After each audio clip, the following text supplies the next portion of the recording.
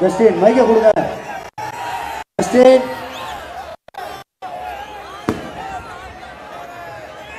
முன்னாடி போ.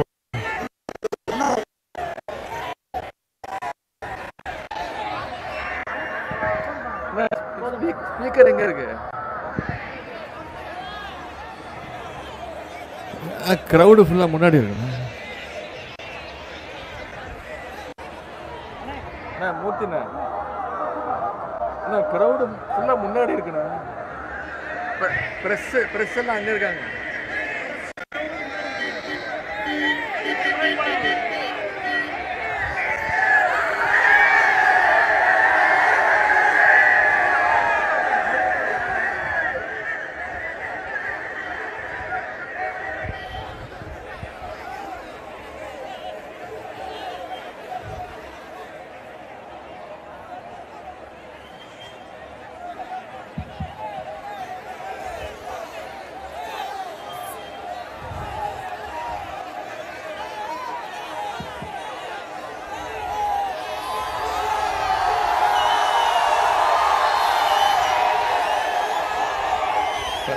நன்றிண்ணா நன்றிண்ணா.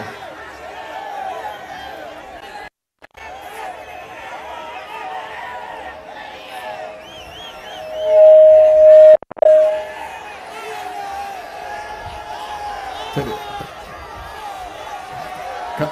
கழக தோழர்கள் தயவு செய்து இந்த நம்ம இயக்க கொடிகள் தோழமை கட்சி கொடிகள்லாம் கொஞ்சம் கீழே இறக்குனீங்கன்னா உங்களுடைய ஆர்வம் புரியுது. தயவு செய்து உங்களுடைய விரும்பி வேண்டி கேட்டுக்கொள்கிறேன். கொடிகள்லாம் கொஞ்சம் கீழே இறக்குனீங்கன்னா பின்னாடி இருக்கிறவங்க முகம் தெரியும்.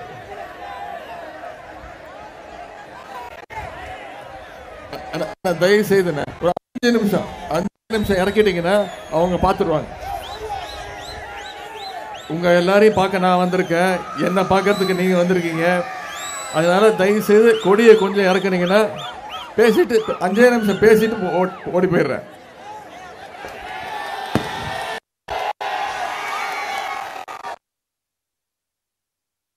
எல்லாம் நல்லா இருக்கீங்களா? நல்லா இருக்கீங்களாமா? நான் நல்லா இருக்கேன்னு கேட்க மாட்டீங்களா? நீங்க இருக்கும்போது எனக்கு என்ன கவலை? ஆனா என்ன தொடர்ந்து 2 நாளா பிரச்சாரத்தில் ஈடுபட்டு தொடர்ந்து பேசிட்டு தொண்டை கொஞ்சம் சரியில்லை. ரொம்ப நேரமா காக்க வச்சுட்டேனா? கரெக்டான நேரத்துக்கு வந்துட்டேனா? உங்களுடைய முதல்ல இந்த எழுச்சியான வரவேற்புக்கு, அன்பான வரவேற்புக்கு, ஆரவாரமான வரவேற்புக்கு முதல்ல என்னுடைய சிறந்தாழ்ந்த நான் தெரிவிச்சுக்கிறேன். உங்களுடைய இந்த எழுச்சியை பார்க்கும்பொழுது 100% வெற்றி இல்ல 200% வெற்றி உறுதியாகிவிட்டதுன்னு மட்டும் நிச்சயமா சொல்ல முடியுது. மதுரை நாடாளுமன்ற தொகுதி, மதுரை கிழக்கு மற்றும் மேலூர் சட்டமன்ற தொகுதிகளுக்கான இந்த நிகழ்ச்சி, பிரச்சார நிகழ்ச்சியை இவ்வளவு சிறப்பாக ஏற்பாடு செய்திருக்கக்கூடிய நம்முடைய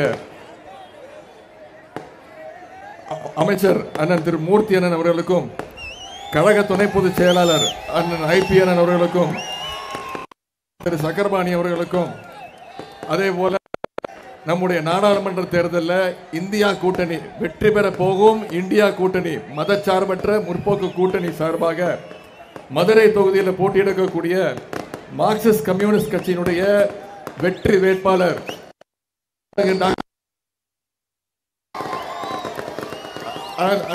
பட்டாசு கொஞ்சம் நிப்பாட்ட சொல்லுங்க. பட்டாசு நிப்பாட்ட சொல்லுங்க. முத்தமிழர் கலைஞருடைய ஆசையை பெற்ற வேட்பாளர், நம்முடைய கழக தலைவருடைய அன்பையும் ஆதரவையும் பெற்ற வேட்பாளர், எல்லாத்தை விட முக்கியம் உங்களுடைய ஆதரவை பெற்ற உங்கள் வெற்றி வேட்பாளர் அண்ணன் திரு சு வெங்கடேசன் அவர்களுக்கு அறிவால் சுத்தியல் நட்சத்திரம் சின்னத்திற்கு வாக்கு சேகரிக்கின்ற தேர்தல் பிரச்சார கூட்டத்திற்கு, இது தேர்தல் பிரச்சார கூட்டம் மாதிரியா இருக்கு, இது ஏதோ வெற்றி விழா கூட்டம் மாதிரி இருக்கு. அந்த அளவு இங்கு நடைபெற்றுக் கொண்டிருக்கிறது.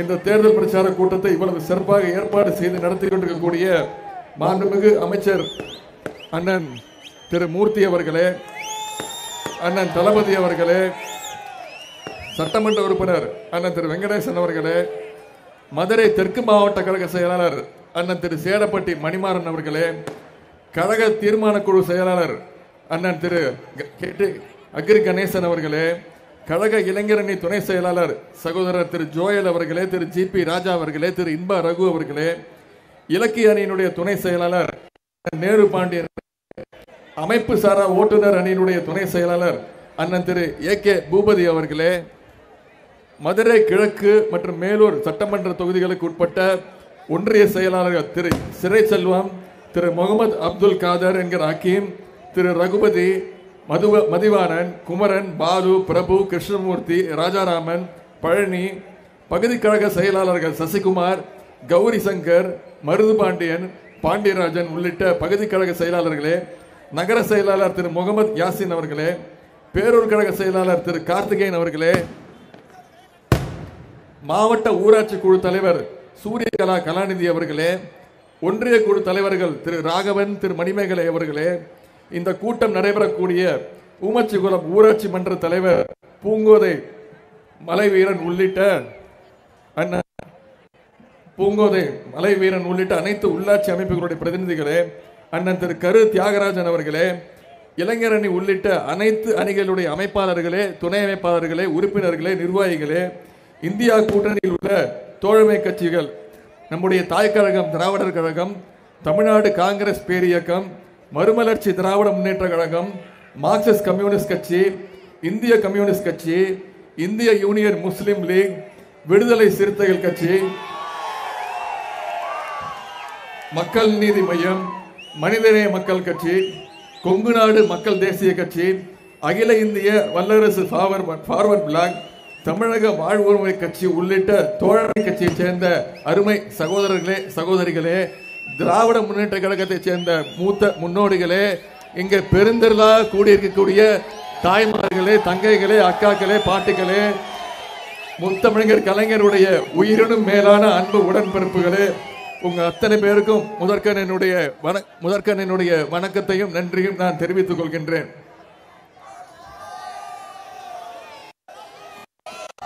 தம்பி இருப்பா. இங்க நான் 2 நாளா பிரச்சாரத்தை மேற்கொள்ள உங்களுக்கு நிச்சயம் நம்முடைய சரி இரு 5 நிமிஷம் பேசிட்டு போயிடுறேன். நான் இன்னொரு இடத்துல போய் பேசணும். இங்க நான் வந்திருக்கிறதே அண்ணன் திரு சு வெங்கடேசன் அவர்களுக்கு வாக்கு கேட்டு வந்திருக்கிறேன். ஆனா இங்க உங்களுடைய எழுச்சியை பார்க்கும்போது தெரியுது, நீங்க என்னை விட அதிகமாக அவரை தேர்ந்தெடுத்து பாராளுமன்றத்துக்கு அனுப்புவதற்கு நீங்க அத்தனை பேரும் தயாராக இருக்கின்றீங்க.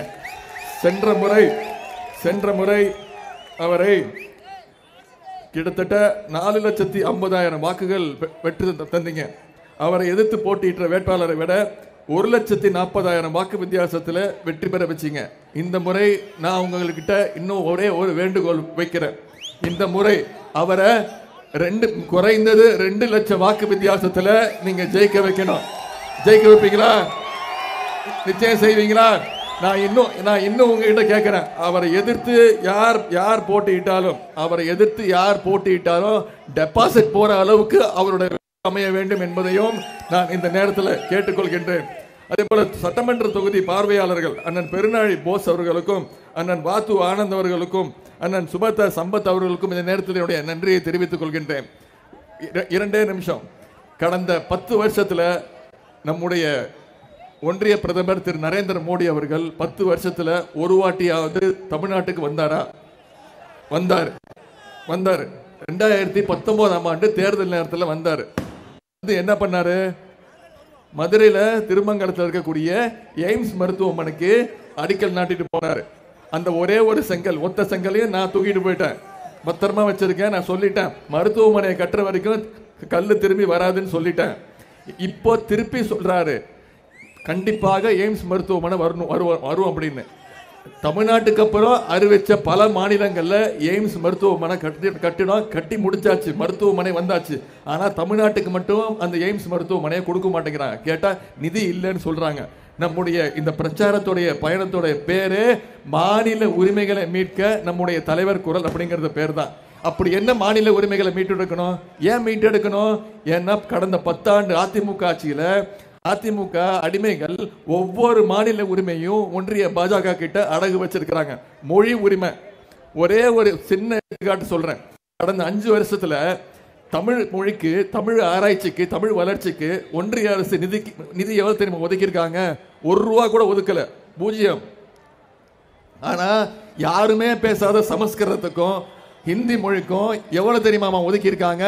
600 கோடி ரூபாய் அந்த மொழி வளர்ச்சிக்கு ஒதுக்கியிருக்காங்க. அது மட்டும் இல்ல, NEPன்னு ஒரு திட்டத்தை கொண்டு வராங்கம்மா, நேஷனல் எஜுகேஷன் பாலிசி, புதிய கல்வி கொள்கை திட்டம். தாய்மார்களை கவனிங்க, நம்முடைய வீட்டில் இப்ப பசங்க 10ஆம் வகுப்புக்கும் 12ஆம் வகுப்புக்கும் பொது தேர்வு எழுதுறாங்க, பப்ளிக் எக்ஸாம் எழுதுறாங்க, கரெக்டா?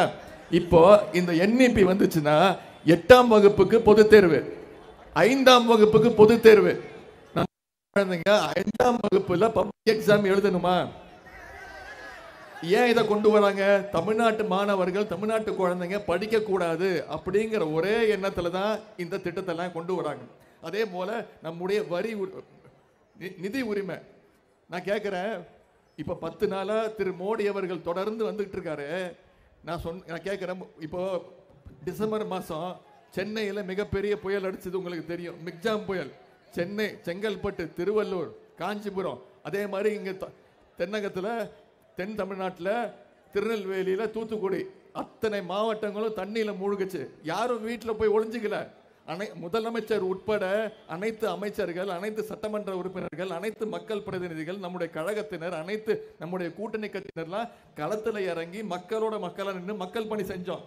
திரு மோடி அவர்கள் வந்தாராமா? வந்து எட்டி பார்த்தாரா? எட்டி பார்க்கல. யார அமிச்சாரு? ஒன்றிய நிதி அமைச்சர் திருமதி நிர்மலா சீதாராமன் அவர்கள் அமிச்சாங்க. அந்த அம்மா வந்து பார்த்துட்டு போய் நான் எல்லாம் பண்ணி தரேன்னு சொல்லிட்டு போயிட்டாங்க. நம்முடைய முதலமைச்சர் அவர்கள் மக்கள் நிதி கொடுத்தா வேணும், இழப்பீடு கொடுக்கணும்னு கிட்டத்தட்ட 37,000 கோடி பாதிக்கப்பட்ட ஒவ்வொரு குடும்பத்திற்கும் 6,000 ரூபாய் ஒவ்வொரு குடும்பத்திற்கும் நம்முடைய முதலமைச்சர் கொடுத்தார். ஒன்றிய நிதி பிரதமர்கிட்ட கேட்டார், ஒன்றிய பிரதமர்கிட்ட கேட்டார், தயவு செய்து 37,000 கோடி ரூபாய் கொடுங்க அப்படின்னு. ஆனா அதை நம்ம நாங்க ஏடிஎம் மிஷினா அப்படின்னு நக்கலா கேட்டாங்க, திமிரா கேட்டாங்க. நான் என்ன சொன்ன உடனே, அம்மா நான் ஒன்னும் நீங்க ஏடிஎம்னு சொல்ல, நாங்க ஒன்னும் கேட்கல, எங்களுடைய ஒன்றிய அரசுக்கு கொடுத்திருக்கக்கூடிய வரி பணத்தை தான், எங்களுடைய தமிழ் மக்களுக்கு கொடுத்திருக்கக்கூடிய வரி பணத்தை தான் திருப்பி கொடுங்க, எங்க மக்கள்கிட்ட கொடுக்கணும்னு நான் கேட்டேன். உடனே அந்த அம்மாவுக்கு பயங்கர கோவம் வந்துருச்சு. டெல்லியில ஒரு மிகப்பெரிய பிரஸ் மீட், பத்திரிகையாளர் சந்திப்பு, 1 மணி நேரம் பத்திரிகையாளர் சந்திப்புமா. அதுல 45 நிமிஷம் உதயநிதிக்கு பாடம், உதயநிதிக்கு மரியாதை தெரியல, உதயநிதி மரியாதையா பேச கத்துக்கோங்க அப்படின்னு எனக்கு பாடம் எடுத்தாங்க. நான் உடனே அடுத்த நாளே சொல்லிட்டேன், அம்மா என்ன மன்னிச்சுக்கோங்க, நான் தப்பா பேசுறதா மன்னிச்சுக்கோங்க, நான் ஒன்றும் உங்களுக்கு தப்பா ஒன்றும் பேசல, மரியாதை குறைவா பேசல. நான் மீண்டும் கேட்கிறேன், மதிப்புக்குரிய நிதியமைச்சர் மாண்புமிகு உங்களுடைய தந்தையோட காசை நான் ஒன்றும் கேட்கல அப்படின்னு நான் உடனே சொல்லிட்டேன். நான் இப்ப கேட்கிறேன், நீங்க கேட்ட மரியாதையை நான் கொடுத்துட்டேன், நாங்க கேட்ட காசை நீங்க கொடுத்தீங்களா? இது வரைக்கும் 1 ரூபா கூட ஒன்றிய அரசு கிட்ட இருந்து நமக்கு திருப்பி வரலமா? இந்த 5 வருஷத்துல நம்முடைய தமிழ்நாடு மக்கள் நீங்க வரி பணமா ஒன்றிய அரசுக்கு 6.5 லட்சம் கோடி ரூபாய் கட்டியிருக்கீங்க. 5 வருஷத்துல தமிழ்நாட்டு மக்கள் வரி பணமா 6.5 லட்சம் கோடி கட்டியிருக்கோம். இதுக்கு பதிலா ஒன்றிய அரசு நமக்கு எவ்வளவு தெரியுமா திருப்பி கொடுத்திருக்காங்க? வெறும் 1.5 லட்சம் கோடி. ஆனா மற்ற மாநிலங்களுக்கு பிஜேபி ஆளுகின்ற மாநிலங்களுக்கு வாரி வாரி கொடுக்கறாங்க. இப்படி தமிழ்நாடை வஞ்சித்து கொண்டே இருக்கின்றார்கள். அது மட்டும் இல்லாம நாம தமிழ்நாட்டில் இருக்கக்கூடிய நாம வரி கட்டுறோம். ஒவ்வொருத்தரும் 1 ரூபா வரி கட்டினா நம்ம கட்டுறது 1 ரூபா வரி. ஆனா நமக்கு திருப்பி எவ்வளவு தெரியுமா கொடுக்கறாங்க? வெறும் 28 பைசா. அதனால தான் நான் தொடர்ந்து சொல்லிட்டு வரேன், இனிமே திரு நரேந்திர மோடி அவர்கள், உங்கள் அத்தனை பேரும் நான் கேட்டுக்கொள்கின்றேன், திரு ஒன்றிய பிரதமர் திரு நரேந்திர மோடி, அவர் கொஞ்ச நாளைக்கு தான் பிரதமர், அதுக்குள்ள மாறிடுவாரு. இனிமே திரு நரேந்திர மோடி அவர்களுக்கு நீங்க எல்லாம் ஒரு செல்ல பேர் வைக்கணும். அது என்ன? திரு 28 பைசா, மிஸ்டர் 28 பைசான்னு தான் திரு நரேந்திர மோடி அவர்களை நீங்க கூப்பிடணும். ஏன்னா நமக்கு அவர் திருப்பி கொடுக்கறது அவர் தான். அவர் என்ன கொடுக்கிறாரோ அதுதான் அவர் பேரு. அது மட்டும் இல்லம்மா, இப்படி எல்லாத்துலயும் மொழி உரிமை, வரி உரிமை, கல்வி உரிமை, நீட் தேர்வை கொண்டு வந்தாங்கம்மா. இந்தியா முழுக்க நீட் தேர்வு வந்துச்சு. 15 வருஷமா நீட் தேர்வு வந்துருச்சு. ஆனா தமிழ்நாட்டுக்குள்ள நீட் தேர்வு நுழைய விடவே இல்லை. முத்தமிழங்க டாக்டர் கலைஞர் அவர்கள் கிராமப்புறங்கள்ல இருந்து ஏழை எளிய மாணவர்கள் படிச்சு மருத்துவர் ஆகணும்னு என்ட்ரன்ஸ் எக்ஸாமை ரத்து பண்ணாரு. 12ஆம் வகுப்பு மதிப்பெண் போதும் அப்படின்னாரு. மறைந்த முதலமைச்சர் ஜெயலலிதா அம்மையார் இருந்த வரைக்கும் தமிழ்நாட்டுக்குள்ள நீட் தேர்வு, நுழைவு தேர்வு அவங்க விடவே இல்லை. ஆனா அந்த அம்மையார் மறைந்த பிறகு, மறைந்த முதலமைச்சர் ஜெயலலிதா அம்மையார் மறைந்த பிறகு இந்த நீட் தேர்வை ஒன்றிய பாஜக அரசோட அழுத்தத்தினால இந்த அடிமைகள் கொண்டு வந்து தமிழ்நாட்டுக்குள்ள திணிச்சு அரியலூர் மாவட்டத்தில் அனிதான்ற குழந்தை இறந்துச்சுமா. அந்த குழந்தை 1200க்கு 1176 மார்க் வாங்கிச்சு. ஆனாலும் அதால நீட் தேர்வு ஆக முடியல. உச்ச நீதிமன்றம், சுப்ரீம் கோர்ட் வரைக்கும் போய் போராட உடனே லெட்டர் எழுதி வச்சு இறந்து போயிடுச்சு, தற்கொலை பண்ணிக்கிச்சு. அனிதா ஓட முடியலமா. 22 குழந்தைங்க இறந்துருக்கிறாங்க. இந்த 8 வருஷத்துல மட்டும் நீட் தேர்வுக்கு பயந்து 22 குழந்தைங்க இறந்துருக்கிறாங்க. சென்ற வருஷம் சென்னை செங்கல்பட்டு குரோம்பேட்டையை சேர்ந்த ஜெகதீசன் ஒரு பையன், நல்லா படிக்கக்கூடிய பையன். ஆனா என்ன, கோச்சிங் கிளாஸுக்கு போறதுக்கு காசு இல்லை. அவன் லெட்டர் எழுதி வச்சுட்டு என்னுடைய மருத்துவ கனவு செதஞ்சிருச்சு, நான் டாக்டர் ஆகணும்னு ஆசைப்பட்டேன்னு சொல்லி அவனும் கடிதம் எழுதி வச்சுட்டு தற்கொலை பண்ணிக்கிட்டான். ஜெகதீசன் இறந்து அதுக்கு அடுத்த நாளே அவங்க அப்பா பேரு சந்திரகுமார், அவரும் லெட்டர் எழுதி வச்சுட்டு இந்த மாதிரி பையன் இறந்துட்டான், என்ன தாங்க முடியல, என் ஆசைப்பட்டேன் அப்படின்னு அவன் அப்பாவும் இறந்துட்டாரு, தற்கொலை பண்ணிக்கிட்டாரு. இப்படி நீட் தேர்வுக்கு ஒரு குடும்பத்தையே இழந்திருக்கோமா. இதெல்லாம் நம்முடைய தேர்தல் அறிக்கையில தலைவர் அவர்கள் சொல்லியிருக்கிறாரு. இந்தியா கூட்டணி வெற்றி பெற்றால், மதச்சார்பற்ற முற்போக்கு கூட்டணி வெற்றி பெற்றால் நாம ஆட்சி அமைச்சா கண்டிப்பாக தமிழ்நாட்டிலிருந்து நீட் தேர்வுக்கு விலக்கு வாங்கி தரப்போம் அப்படின்னு நம்முடைய தலைவர் சொல்லியிருக்கிறார். இது தேர்தல் அறிக்கையில சொல்லியிருக்கிறார். உங்களுக்கு தெரியும், டாக்டர் கலைஞர் அவர்கள் தேர்தல் அறிக்கையை வெளியிட்டு சொல்லுவார், சொல்வதை செய்வோம், செய்வதைத்தான் சொல்லுவோம்னு செஞ்சு காட்டின தலைவர் கலைஞர் அவர்கள். அவருடைய மகன் நம்முடைய தலைவர் செய்வாரா மாட்டாரா? அது மட்டும் இல்ல, நீங்க யோசிச்சு பாருங்க, 2014 ஒரு கேஸ் சிலிண்டர் விலை எவ்வளவு? 400 ரூபாய், 450 ரூபா இருந்துச்சு. இப்போ கேஸ் சிலிண்டர் விலை எவ்வளவு? 1200 ரூபா, 1200 ரூபா. இப்போ திரு 28 பைசா என்ன பண்றாரு, எலெக்ஷன் வருதுன்னு நாடகம் ஆடி 100 ரூபா கம்மி பண்ணிருக்காரு. ஏமாந்துறாதீங்க, திருப்பி ஆட்சிக்கு வந்தாங்கன்னா மீண்டும் 500 ரூபாய் ஏத்துனாலும் ஏத்துவாரு. அதனால நம்ம தலைவர் தேர்தல் அறிக்கையில சொல்லியிருக்காரு, நம்ம ஆட்சிக்கு வந்தோம்னா, நம்முடைய இந்தியா கூட்டணி ஆட்சிக்கு வந்ததுன்னா ஒரு கேஸ் சிலிண்டர் விலை எவ்வளோ? 500 ரூபாய்க்கு கொடுப்பேன்னு நம்முடைய தலைவர் வாக்குறுதி கொடுத்திருக்கிறார். அது மட்டும் இல்ல, நம்ம ஆட்சிக்கு வந்தா, இந்தியா கூட்டணி ஆட்சிக்கு வந்தா 1 லிட்டர் பெட்ரோல் 75 ரூபாய்க்கு கொடுப்பேன் அப்படின்னு சொல்லியிருக்கிறார். இதையெல்லாம் நம்மளுடைய தலைவர் செஞ்சு காட்டியிருக்கிறார். நம்ம ஆட்சிக்கு வந்து ஒரு திட்டத்தையும் செஞ்சு காட்டியிருக்கோம். உங்களுக்கு தெரியும், 2021 நம்ம ஆட்சிக்கு வந்தோம், தமிழ்நாட்டில் ஆட்சிக்கு வந்தோம். அப்போ எவ்வளோ பெரிய நிதி நெருக்கடின்னு உங்களுக்கு தெரியும். அப்போ கோவிட் பெருந்தொற்று, 2வது பெருந்தொற்று. மோடி என்னமா பண்ணாரு? ஒண்ணுமே பண்ணல. என்ன பண்ணாரு? ஒரு நாள் டிவியில் வந்து எல்லாரும் வீட்டில் போய் அடைஞ்சுக்கோங்க, யாரும் வீட்டை விட்டு வெளில வராதிங்க சொன்னாரா இல்லையா? ஏதாவது பண்ணாரா? ஊசி போடுறதுக்கு ஏதாவது முயற்சி எடுத்தாரா? என்ன பண்ணாரு? ஒரு நாள் வீட்டை விட்டு எல்லாம் வெளில வாங்க, எல்லாம் மெழுகுவத்துக்கு விளக்கு பிடிங்க, எல்லாம் தட்டு எடுத்துட்டு வாங்க, எல்லாம் ஒலி எழுப்புங்க, அதை பார்த்து கோவிட் ஓடி ஒளிஞ்சு போயிடும் சொன்னாரா இல்லையாமா? ஆனா இதை மருத்துவ ரீதியா நம்முடைய முதலமைச்சர் அவர்கள் தான் முதல்ல கோவிட் தடுப்பூசியை போட்டு, அது மட்டும் இல்ல, அந்த விழிப்புணர்வை ஏற்படுத்தி கோயம்புத்தூர்ல பிபிஇ கிட்ட போட்டுட்டு முதல்ல இந்தியாவிலே ஒரு முதலமைச்சர் கோவிட் வார்டுக்குள்ள போய் அந்த நோயாளிகள் நல்லா இருக்காங்களா, சுகமா இருக்காங்களா, அவங்களுக்கு சரியான மருத்துவம் பார்க்கப்படுதான்னு இந்தியாவிலே போய் பார்த்த முதல் தைரியமான முதலமைச்சர் தான் நம்முடைய தமிழக முதலமைச்சர் தான். இன்னும் சொல்ல போனா, இந்தியாவுக்கே வழிகாட்டியாக கோவிட் ஊசி போட்டா மட்டும்தான் கோவிட்ல இருந்து தப்பிக்க முடியும், கொரோனால இருந்து தப்பிக்க முடியும்னு இந்தியாவுக்கே வழிகாட்டியாக இருந்தது நம்முடைய தமிழ்நாட்டு மக்கள் தான், நீங்க தான். மட்டும் இல்ல, நம்ம கடும் நிதி நெருக்கடியில வந்தோடனே தலைவர் முதல் கையெழுத்து 5 கையெழுத்து போட்டார். அதுல முதல் கையெழுத்து நம்ம தேர்தல் அறிக்கையில சொன்ன கையெழுத்து என்ன? உங்களுக்கு தெரியும், மகளிருக்கு தெரியும், மகளிருக்கு கட்டணமில்லா பேருந்து வசதி திட்டம். நான் 2 நாளா இந்த பக்கம் தான் ஊர் ஊரா சுத்திக்கிட்டு இருக்கிறேன். போற இடம்லாம் பார்க்குறேன். அந்த பிங்க் பஸ் மகளிருக்கு கட்டணமில்லா பேருந்து. கரெக்டாமா? இப்போ மகளிர்லாம் என்ன தெரியுமா சொல்றாங்க? அது பிங்க் பஸ்ன்னு சொல்றது இல்ல, செல்லமா ஸ்டாலின் பஸ்ன்னே கூப்பிடுறாங்க. அதாவது உங்க மகளிர் கிட்ட தாமா கத்துக்கணும். ஒரு திட்டத்தை எவ்வளவு அழகா எவ்வளவு அதிகமா உபயோகப்படுத்தணுங்கிறது உங்க கிட்ட தான் கத்துக்கணும். ஏன் தெரியுமா சொல்றேன்? இந்த 3 வருஷத்துல மட்டும் 456 கோடி பயணங்களை மேற்கொண்டிருக்கீங்க. நான் உங்களை கிண்டல் பண்ணல. நீங்க எவ்வளவுக்கு எவ்வளவு அதிகமா யூஸ் பண்றீங்களோ, எவ்வளவுக்கு எவ்வளவு அதிகமா உபயோகப்படுத்துறீங்களோ, அப்போதான் அந்த திட்டத்துடைய வெற்றி. அந்த வெற்றியை நீங்க தான் அந்த திட்டத்துக்கு கொடுத்துருக்கிறீங்க. அது மட்டும் இல்ல, இன்னொரு திட்டம், இது தேர்தல் அறிக்கையில சொல்லாத திட்டம். நம்ம சீக்கிரம் வேலைக்கு காலையில் சீக்கிரம் எந்திரிச்சு வேலைக்கு போற பெற்றோர்கள் குழந்தைக்கு சாப்பாடு கொடுக்க நேரம் இருக்காது. பையனை குழந்தைய பள்ளிக்கூடத்துக்கு அனுப்பிச்சிடுவாங்க. அனுப்பிச்சிட்டு வீட்டில் உட்காந்து இல்லை வேலைக்கு போயிட்டு யோசிச்சுக்கிட்டே இருப்பாங்க. ஐயோ பையன் வந்து காலையில் பள்ளிக்கூடத்துக்கு போனானே, சாப்பிடாம போனானே, வெறும் வயிற்றில் போனானே, சாப்பிட்டானா, படித்தானா, தூங்கிட்டானா ஸ்கூலுக்கு போய் அப்படின்னு. ஆனால் இப்போ முதலமைச்சருடைய காலை உணவு திட்டம் நம்ம ஒரு திட்டம்.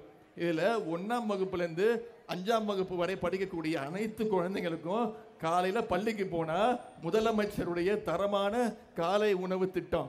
தினம் தினம் 17 லட்சம் குழந்தைங்க இந்த திட்டத்தின் மூலம் பயன்பட்டு இருக்காங்க. இன்னைக்கு மாணவர்கள், பெற்றோர்கள் அனைவரும் வாழ்த்தி அனுப்புறாங்க. என் குழந்தைய பார்த்துக்கிறதுக்கு நம்முடைய முதலமைச்சர் இருக்கிறாரு, என் குழந்தைய பார்த்துக்கிறதுக்கு சாப்பாடு போடுறதுக்கு நம்முடைய திராவிட மாடல் அரசு இருக்குது, நம்முடைய பெற்றோர்கள் மாணவர்கள் வாழ்த்திட்டு இருக்காங்க. இதற்கெல்லாம் முத்தாய்ப்பாக நம்முடைய தேர்தல் அறிக்கையில சொன்ன இன்னொரு திட்டம், அதுதான் கலைஞர் மகளிர் உரிமை தொகை திட்டம். 16 லட்சம் மகளிர் இந்த திட்டத்தின் மூலம் பயன்பெற்று இருக்கிறாங்க. செப்டம்பர் மாசத்திலிருந்து மாசம் 1000 ரூபாய் ஒவ்வொருத்தருடைய மகளிருடைய வங்கி கணக்கு போய்கிட்டு இருக்கு. வந்துட்டு இருக்கா இல்லையாமா? வந்துட்டு இருக்கா? சில பேருக்கு வரல. ஆனா நான் இப்ப சொல்றேன், தேர்தல் முடிஞ்சதுக்கு அப்புறம் கண்டிப்பா அதெல்லாம் சரி செய்யப்பட்டு அனைத்து தகுதியுள்ள அனைத்து மகளிருக்கும் கொடுக்க வேண்டியது என்னுடைய கடமை. அதை நான் செஞ்சு முடிப்பேன். இதையெல்லாம் மனசுல வச்சுக்கோங்க. அதே மாதிரி நம்முடைய வெங்கடேசன் அவர்கள் இன்னும் சொல்ல போனா சென்ற 5 வருடங்கள்ல சிறப்பாக செயல்பட்ட ஒரு நாடாளுமன்ற உறுப்பினர்னா அண்ணன் திரு வெங்கடேசன் அவர்கள் தான். அதனாலதான் மீண்டும் தலைவர் அவர்கள், அதனால்தான் மீண்டும் நம்முடைய தலைவர் அவர்கள் அண்ணன் வெங்கடேசன் அவர்களுக்கு அந்த வாய்ப்பை கொடுத்திருக்கிறாங்க. எனவே அவரை நீங்கள் பயன்படுத்திக் கொள்ளுங்கள்.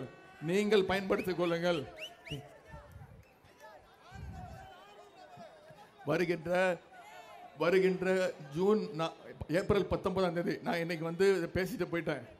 நீங்கெல்லாம் வந்திருக்கீங்க, நான் பேசிட்டேன், நான் பேசுறதெல்லாம் கேட்டிருக்கீங்க, செஞ்ச சாதனைகளை சொல்லியிருக்கிறேன், தேர்தல் வாக்குறுதிகளை நான் சொல்லியிருக்கிறேன், நீங்கெல்லாம் அதை மனசில் வாங்கியிருப்பீங்க. ஆனால் நான் ஒன்று கேட்கறது, எனக்கு அடுத்து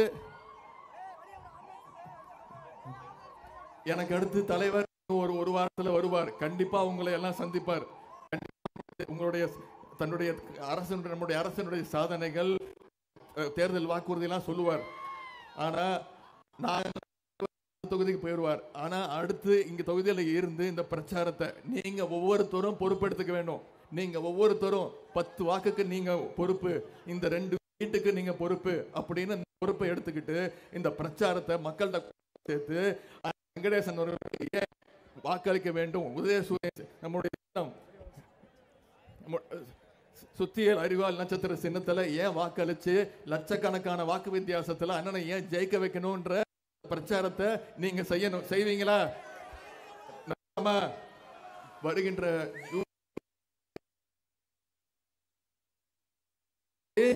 வாக்கு ஜூன் 3ஆம் தேதி என்ன நாள்?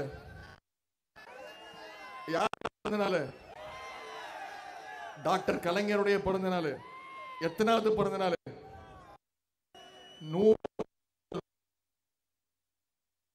100 பிறந்த நாள். இந்த நாடாளுமன்ற தேர்தலில் தமிழ்நாடு, புதுச்சேரி 40க்கு 40 ஜெயிச்சு தலைவருடைய காலடியில் வைக்கிறது தான் நாம கலைஞருக்கு செய்யக்கூடிய ஒரே பரிசு. அன்போடு கேட்கிறேன், பண்போடு கேட்கிறேன், பாசத்தோடு கேட்கிறேன், உரிமையோடு கேட்கிறேன். உங்கள் வீட்டு பிள்ளையாக இருந்து கேட்கிறேன். இன்னும் பெருமையா சொல்லணும்னா கலைஞர் தலைவருடைய மகனாக இருந்து கேட்கிறேன். இன்னும் பெருமையா பூரிப்பா சொல்லணும்னா முத்தமிழ் டாக்டர் கலைஞருடைய பேரனாக இருந்து கேட்கிறேன். அண்ணன் வெங்கடேசன் அவர்களுக்கு வாக்களிச்சு மிகப்பெரிய வாக்கு வித்தியாசத்தில் பாராளுமன்றத்துக்கு உங்களுடைய குரலாக அனுப்புங்கள். உங்களுடைய அன்புக்கும் வரவேற்புக்கும் நன்றி நன்றி நன்றி.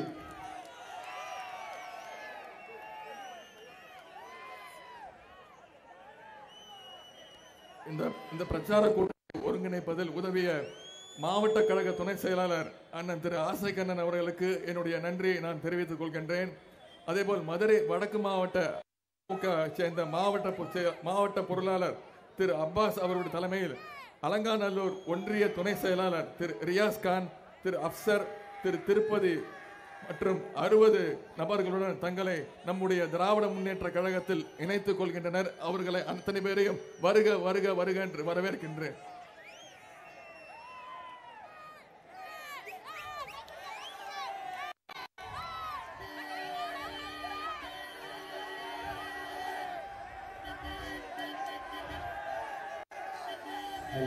சார் மைக் மைக்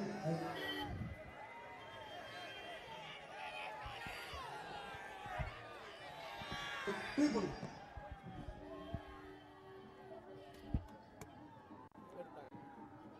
பைய